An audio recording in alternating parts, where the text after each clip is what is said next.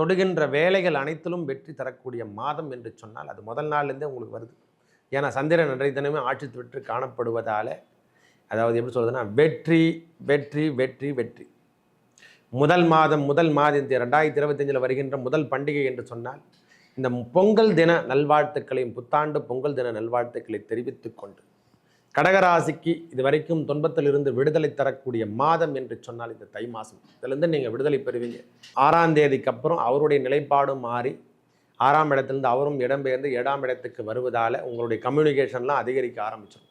தொடர்ச்சியாக வந்த வண்ணம் இருக்கும் அந்த வேலை வாய்ப்புகளாகட்டும், உங்களுடைய தகவல் தொடர்புகள் அனைத்தும் கடகராசிக்கு இனிமேல் ஏற்றம் தரக்கூடிய ஆண்டு என்று சொன்னால் இந்த மாதத்துலேருந்தே தொடங்குது.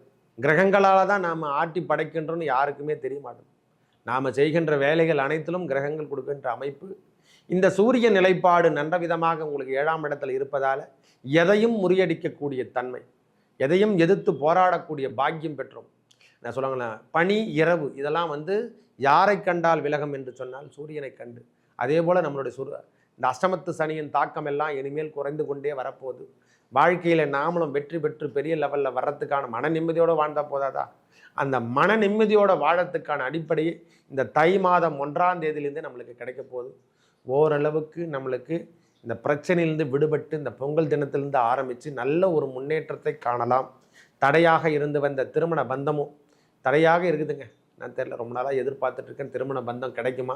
திருமண தடை, திருமண தோஷம், குழந்தை பேர் எல்லாமே உங்களுக்கு சக்ஸஸ் கொடுக்கின்ற மாதம். 2வது குழந்தைக்காக எதிர்பார்த்துட்டு இருக்கிறவங்களுக்குலாம் இந்த மாதம் ஓரளவுக்கு நல்ல குட் நியூஸ் வருகின்றதா. தை பிறந்தால் வழி பிறக்கும் என்று ஏன் சொன்னாங்கன்னா, தை மாதம் அந்த மகர சாந்தி என்று சொல்கிற மாதிரி மகரத்தில் அமரக்கூடிய சூரிய பகவானால் மகர சாந்தி அடையும் பொழுதெல்லாம் உங்களுக்கு யோகம் தரக்கூடிய ஆண்டாகும்.